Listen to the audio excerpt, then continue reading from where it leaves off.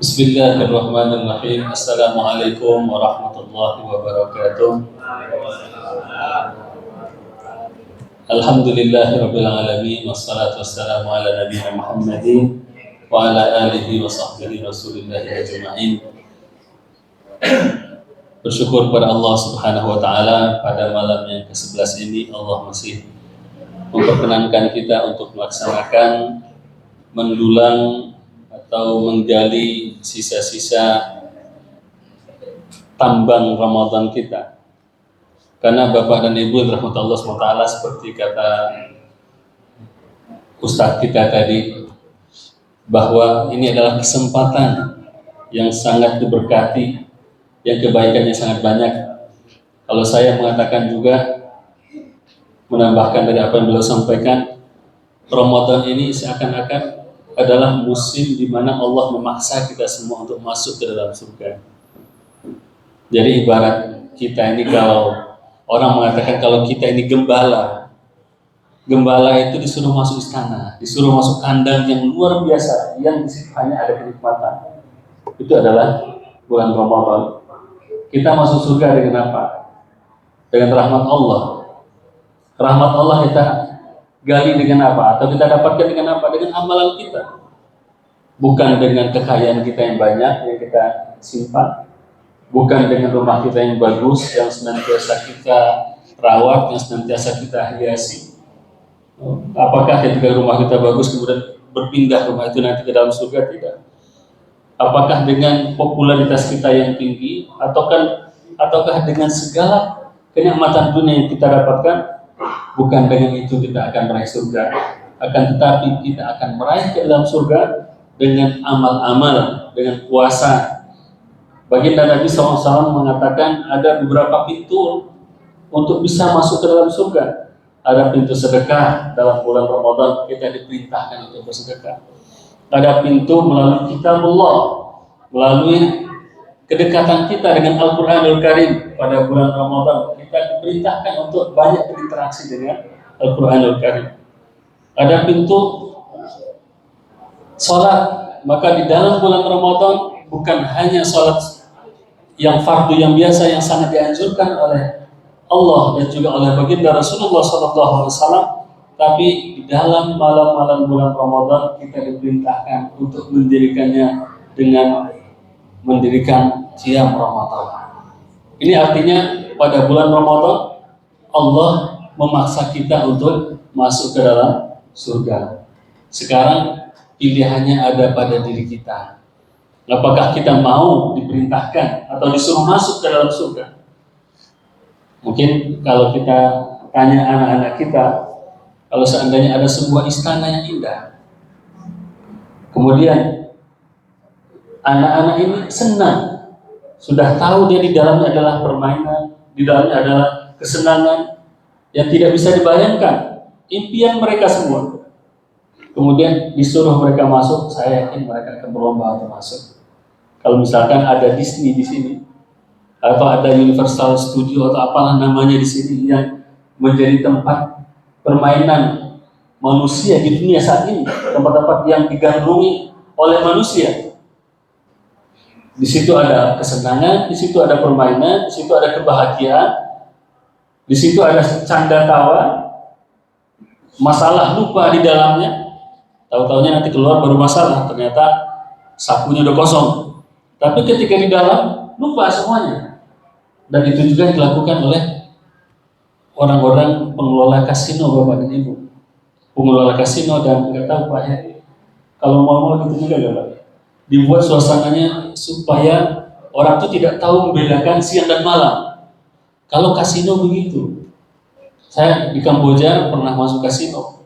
Di Las Vegas juga pernah masuk kasino. Jadi saya pernah ke Las Vegas juga.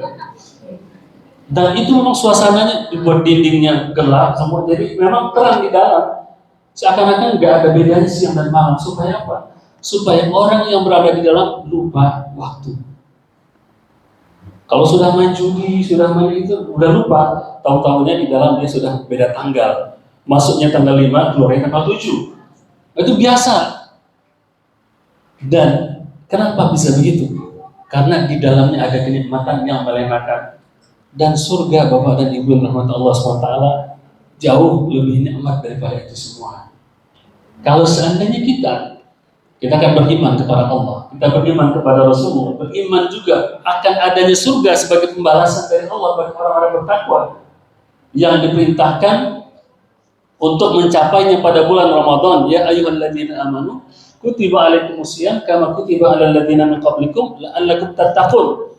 Kita tahu ada surga, kemudian kita tidak berlomba-lomba untuk masuk ke dalamnya, maka apalagi alasan kita untuk menjawab pertanyaan Allah. Kalau seandainya nanti Allah bertanya kepada kita ketika di akhirat, kenapa kamu masuk neraka? Kenapa tidak masuk ke dalam surga? Bukankah aku sudah memudahkan segalanya? Jadi Ramadan ini bulan rahmat, iya. Bukan hanya dari sisi yang kita lihat, dari sisi sosial, dari sisi individu, rahmat Allah banyak terlihat. Tapi lebih daripada itu semua, Ramadan adalah bulan yang di dalamnya Allah akan memasukkan siapapun yang mendirikan, melaksanakan ibadah dengan tulus dan ikhlas karena Allah untuk masuk ke dalam surga secara mudah. Makanya baginda Rasulullah mengatakan apa? Man shoma Ramadan imanan wa ihtisaban ghufira lahu ma taqaddama min dhanbi. Barang siapa yang berpuasa Ramadan karena iman dan juga karena hanya mencari ridho Allah, diampunkan segala dosanya yang dahulu dan yang akan datang. Artinya dia akan menjadi ahli surga. Barang siapa yang mendirikan malam Ramadan imanan wa ihtisaban, karena iman dan juga karena mengharapkan ridha Allah, hanya karena Allah saja. Kenapa kamu puasa? Karena Allah, bukan karena tetangga, bukan karena pasangan, bukan karena siapapun kecuali Allah. Maka Allah berikan kepada dia juga surga. Dan barang siapa yang mendirikan malam Lailatul Qadar dengan iman dan karena hanya mengharapkan ridha Allah, untuk dia surga. Ini baru beberapa hal yang disebut oleh baginda Rasulullah SAW terkait jalan surga pada bulan Ramadan. Artinya jalan surga pada bulan Ramadan itu dibuka seluas-luasnya oleh Allah SWT. Sebagaimana kita sampaikan dalam hadis yang kita sampaikan pada pekan yang lalu, bahwa Rasulullah SAW mengatakan pada bulan Ramadan ini pintu-pintu langit atau pintu-pintu surga dibuka oleh Allah SWT. Sekarang tinggal kita menggerakkan hati kita dan mengistiqomahkan jiwa kita untuk berjalan di jalan Allah Subhanahu wa taala. Kalau kita kembali kepada zaman Rasulullah SAW, baginda Rasulullah SAW selain beliau memaksimalkan ibadah pada hari-hari yang lain, pada bulan Ramadan ibadah beliau dirikan secara berlipat-lipat. Kedermawanan beliau misalkan, dan alhamdulillah cukup membanggakan kalau kita di musola kita yang kecil ini, akan tetapi sampai sekarang sedekah daripada jamaah semua sudah mencapai berapa tadi Pak? 6 juta ya. Dan ini bisa bersaing dengan beberapa masjid di tempat lain, masjid-masjid besar di tempat lain. Artinya apa? Insya Allah warga Blossom adalah warga yang masuk ke dalam golongan orang-orang yang dermawan. Amin. Dan kita ingat baginda Rasulullah, apa kata Sayyidina Abdullah ibn Abbas? Kana Rasulullah ajwadan nas. Rasulullah itu adalah manusia yang paling dermawan. Wa kana ajwada ma yakunu fi Ramadan. Dan beliau paling dermawan pada bulan Ramadan. Jadi saking dermawannya Rasulullah SAW, tidaklah beliau diminta sesuatu, melainkan beliau akan memberikan apa yang diminta itu. Karena memang di dalam sikap baginda Rasulullah terhadap umatnya, beliau seakan-akan bertindak sebagai orang tua yang sangat penyayang kepada anaknya. Jadi tidaklah beliau diminta sesuatu, kemudian beliau mengatakan tidak. Jadi setiap diminta apa saja dalam urusan dunia, beliau selalu mengatakan silahkan. Jadi suatu ketika ada seorang perempuan datang kepada Rasulullah SAW. Ya Rasulullah, saya ingin membuatkan untuk engkau pakaian ya Rasulullah. Maka kemudian pakaian itu diterima oleh Rasulullah SAW. Kemudian suatu ketika Rasulullah menggunakan pakaian itu ketika beliau sholat. Kemudian ada seorang sahabat tanpa segan mengatakan kepada baginda Rasulullah SAW, ya Rasulullah, pakaian engkau bagus sekali ya Rasulullah. Bolehkah engkau memberikannya kepada saya ya Rasulullah? Padahal itu adalah hadiah dari yang lain. Tanpa berpikir panjang, Rasulullah memberikan pakaian itu kepada sahabat tadi. Dan sahabat yang lain yang melihat itu langsung menegur sahabat yang satu ini, hei kamu, kenapa kamu minta? Baru saja dia dikasih. Dan ketika itu Rasulullah terlihat anggun, terlihat indah, terlihat tampan, berwibawa. Apalagi ada orang yang memberikan kepadanya. Ketika dilihat oleh orang yang memberi, tentu dia akan bahagia. Tapi sekarang kenapa kau minta? Maka kemudian sahabat ini, dia juga ternyata tidak meminta karena untuk urusan pamer-pameran duniawi. Tapi dia mengatakan, saya tahu itu. Tapi saya ingin pakaian ini menjadi kain kafan saya ketika saya mati nanti. Dan saya berharap karena pakaian ini pernah menyentuh tubuh Rasulullah, maka dengan itu saya juga tidak akan disentuh oleh api neraka. Karena sesuatu yang sudah disentuh oleh Rasulullah tidak akan disentuh oleh api neraka. Jadi dia memintanya bukan karena kerakusan, tapi karena dia tahu dia hanya selamat melalui baginda Rasulullah.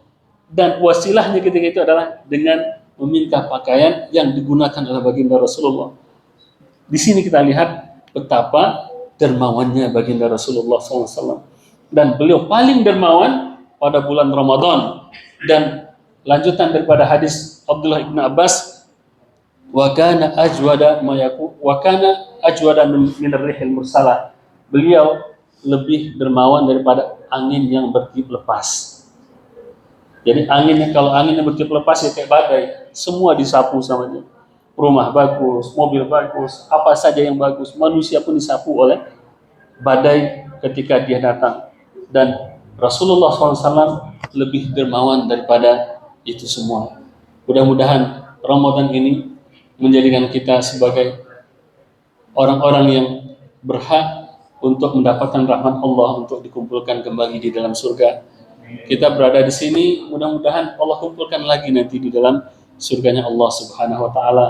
Dan di situ kita kembali menjadi saudara, menjadi tetangga yang saling mengasihi, saling menyapa dan saling bertahmid memuji Allah Subhanahu wa taala karena petunjuk yang telah diberikan kepada kita. Aqulu qawli hadza fa'tabiru ya ulil absar la'allakum tuflihun. Assalamualaikum warahmatullahi wabarakatuh.